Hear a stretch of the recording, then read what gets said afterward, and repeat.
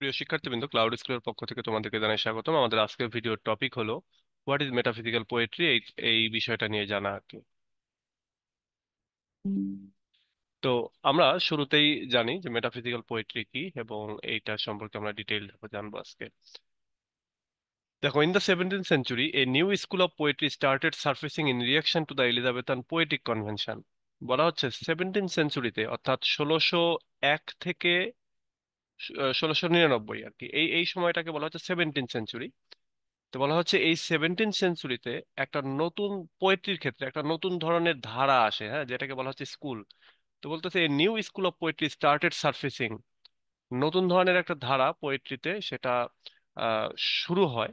Started সার্ফেসিং বলতে এখানে শুরু হয় আর কি, প্রকাশ পেতে শুরু হয়। এবং এটা শুরু হয়েছে in the reaction of the Elizabethan poetic convention. ওই সময় যে এলিজাবেথান পোয়েটিক যে ধারাটা ছিল, কনভেনশন রীতিনীতি ছিল, সেটারই প্রতি উত্তরে, সেটারই রিয়াকশনে এই নতুন একটা ধারা তৈরি হয় এই 1700 শতকে।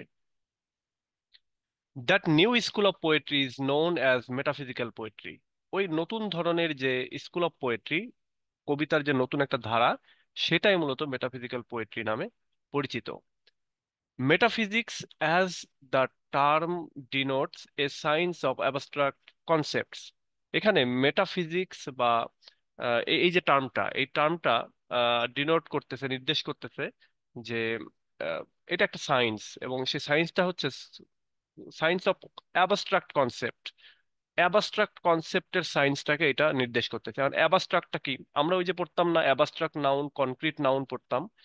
তো অ্যাবস্ট্রাক্ট হচ্ছে যেগুলো আমরা স্পর্শ করতে পারি না, যেগুলো আমরা গন্ধ নিতে পারি না, টাচ করতে পারি না, শুধু ফিল করতে পারি, হ্যাঁ, এবং বিলিভ করতে হয়, সেটাকে বলা হয় অ্যাবস্ট্রাক্ট। কনক্রিট বলতে যেগুলো আমরা টাচ করতে পারি, টেস্টে নিতে পারি, বা ফিল করতে পারি, মানে আহ, অন্যভাবে আর কি, এক কথা আমাদের সেন্স দিয়ে যেগুলোকে কাজ করা যেতে পারি, সেগুলো হচ্ছে আমাদের হচ্ছে কনক্রিট। বাট যেগুলো আমাদেরকে সিক্স সেন্স ব্যবহার করতে হয় বলতে পারো, বা 6 নাম্বার সেন্স যদি ব্যবহার করতে হয়, তখন সেটা হয়ে যাওয়া হচ্ছে আমাদের অ্যাবস্ট্রাক্ট আইডিয়া। যেমন অ্যাবস্ট্রাক্ট আইডিয়া গুলো কি আমরা নিচে জানবো।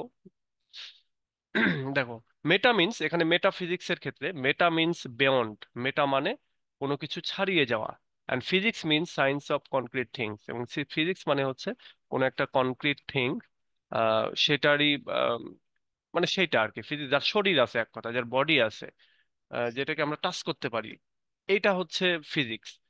তাহলে, so metaphysics means a subject that deals with things which do not have concrete shapes.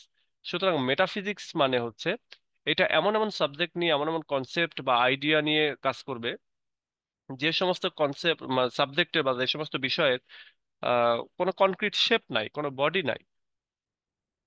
In other words, metaphysics deals with philosophical ideas as it is done in philosophy.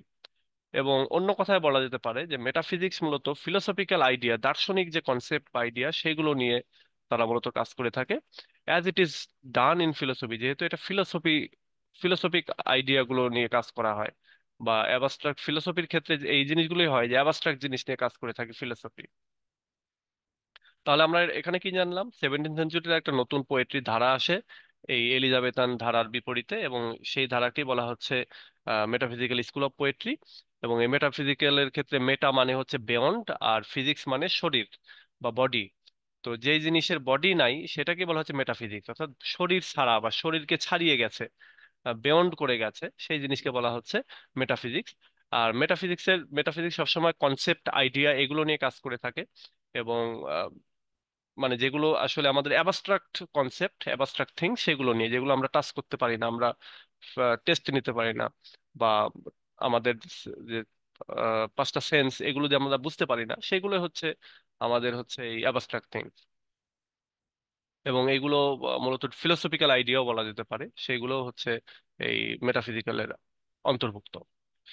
তো এবার দেখো, বলতেছে metaphysical poetry mainly deals with the concept of love, faith, soul, death and God which do not have concrete existence.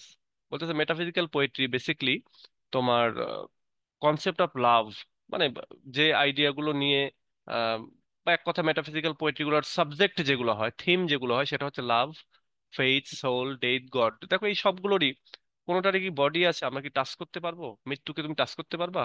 সোলকে তুমি touch করতে পারবা? এটা আমরা আমাদের যে পাঁচটা সেন্স, এই সেন্স গুলো দিয়ে কি বোঝা যায়? গন্ধ পাওয়া যায়?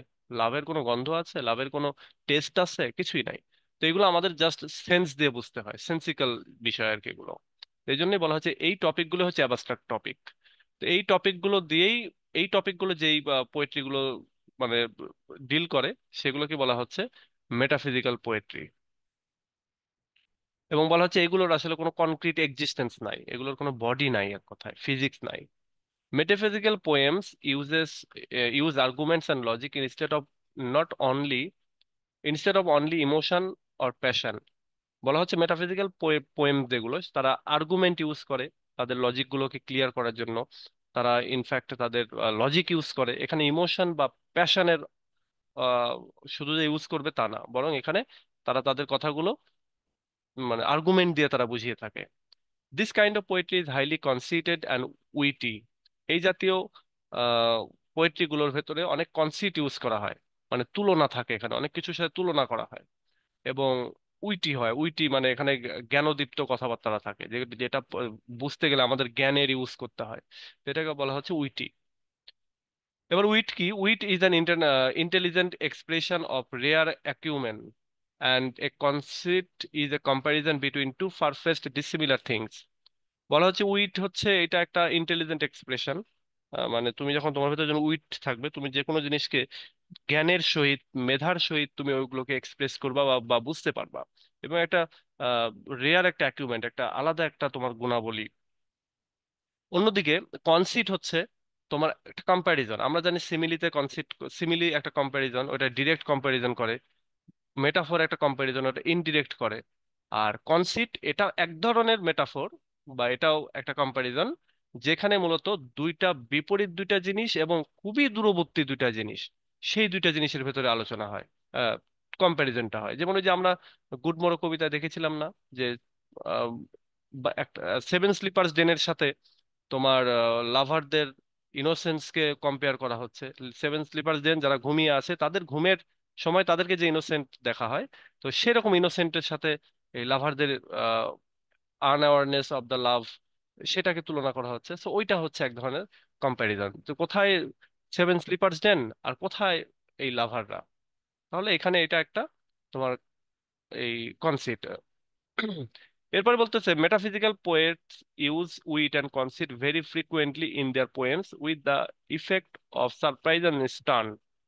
মেটাফিজিক্যাল পোয়েটরা তাদের আহ, কবিতার ভেতরে উইট এবং কনসিট খুব ফ্রিকুয়েন্টলি ইউজ করে, বারবার ইউজ করে থাকে। এবং এটা ইউজ করে তারা মূলত একটা সারপ্রাইজ বা স্টান হওয়ার মতো ইফেক্ট তৈরি করার জন্য। যাই হোক, metaphysical poets use conventional tone and they are often careless of meter and rhyme. Metaphysical পোয়েটরা কবিতার যে কনভেনশনাল টোন, সচরাচর যেমন টোন হয়, মানুষ যে টোনে কথা বলে সচরাচর, সেই টোনগুলো ইউজ করে, কিন্তু তারা অনেক সময় কেয়ারলেস থাকে তাদের কবিতার মিটার এবং রাইমের ব্যাপারে। The major poets of this school of poetry are John Donne, Andrew Marvell, George Herbert, Henry Vaughan and Richard Crashaw. তো বলা হচ্ছে এরা এই কয়েকজন কবি, তারা হচ্ছে এই মেটাফিজিক্যাল স্কুল অফ পোয়েট্রির তোমার মেজর পোয়েট। এবং এর ভেতরে জন ডান হচ্ছে এইটার বলতে পারো নেতা এদের। এই জাতীয় কবিতা তোমরা যারা ন্যাশনাল ইউনিভার্সিটিতে পড়ো, তারা থার্ড ইয়ারে গেলে অনেকগুলি পাবে। ফার্স্ট ইয়ারে জন ডানের শুধু একটাই পাবে, বা থার্ড ইয়ারে গেলে এদের অনেকগুলি রাইটিং পাবা আর কি। ওইখানে যে অ্যান্ড্রু মার্ভেলের পাবা, হেনরি ভনের পাবা, জর্জ হারবার্টের পাবা। আচ্ছা, তো এই হচ্ছে আমাদের আজকের এই ভিডিওর আলোচনা। আমাদের আজকে আলোচনা করলাম হোয়াট ইজ মেটাফিজিক্যাল পোয়েট্রি, এবং এইটা ফার্স্ট ইয়ারদের জন্য, ইনফ্যাক্ট সেকেন্ড ইয়ারদের জন্য এটা জেনে থাকা খুবই দরকারি। শুধু তাই না, তোমরা যারা চাকরি বাকরিতে সামনে পরীক্ষা টরীক্ষা দিবে, তাদের জন্য এটা খুব গুরুত্বপূর্ণ। তো আশা করি এটা তোমরা বুঝতে পেরেছো এবং এটা বোঝার চেষ্টা করবে। হ্যাঁ, এবং এটা এক কথায় যদি বলতে চাও, মেটাফিজিক্যাল পোয়েট্রি হচ্ছে 17th সেঞ্চুরিতে একটা পোয়েট্রির নতুন ধারা আসে, সেটা মেটা মানে, মেটাফিজিক্যাল মানে হচ্ছে এক কথা যাদের কোনো বডি নাই, যাদেরকে আমরা সেন্স দিয়ে বুঝতে পারি না, এরকম টপিক বা আইডিয়া কনসেপ্ট এগুলো। এবং এর হচ্ছে সাবজেক্ট গুলো হয় লাভ, ফেইথ, সোল, ডেথ এবং গড। এবং এগুলো খুবই, এর ভেতরে কনসেপ্ট ইউজ করা হয়, উইটি এক্সপ্রেশন ইউজ করা হয়। এবং এই জাতীয় কবিতা লিখেছেন mainly John Donne, Andrew Marvell, George Herbert, Henry Vaughan, Richard Crashaw এরা। তো এইটুকু মনে রাখবা, তাহলেই হবে। সো ঠিক আছে, আজকে এ পর্যন্তই। ভালো থেকো, নেক্সট ভিডিওতে কথা হবে। আল্লাহ হাফেজ।